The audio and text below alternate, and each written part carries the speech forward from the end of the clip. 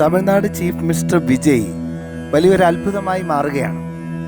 TVK എന്ന തൻ്റെ party രൂപകൽപ്പന ചെയ്തപ്പം 6 പ്രതിഭാശാലികളായ മനുഷ്യരെയാണ് അദ്ദേഹം അതിൻ്റെ ഒരു പില്ലറായിട്ട്, അതിൻ്റെ ഐഡിയോളജിക്കൽ പില്ലറായിട്ട് ഡെവലപ്പ് ചെയ്തത്.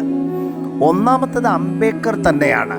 തുല്യതയ്ക്ക് വേണ്ടിയും സാധുക്കളുടെ ഉന്നമനത്തിനു വേണ്ടിയും കഠിനാധ്വാനം ചെയ്ത ഡോക്ടർ BR അംബേദ്കർ തന്നെ.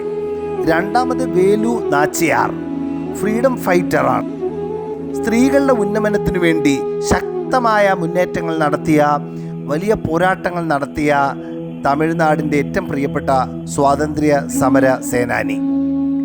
മൂന്നാമത്തെ വ്യക്തി അഞ്ജലി അമ്മാളാണ്.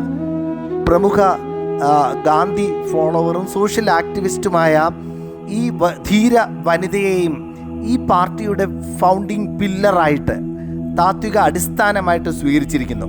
അതോടൊപ്പം K. കാമരാജ്, തമിഴ്നാടിൻ്റെ മുൻ ചീഫ് മിനിസ്റ്റർ ആയിരുന്ന, വിശ്വസ്തയോടുകൂടെ ഭരണം നടത്തിയ, വളരെ സന്തുലിതമായ ഭരണം നടത്തി സാധുക്കൾക്ക് വേണ്ടി എന്നും നിലകൊണ്ട K. കാമരാജിനെയും ശക്തമായ ഒരു പില്ലറായി സ്വീകരിച്ചിരിക്കുന്നു.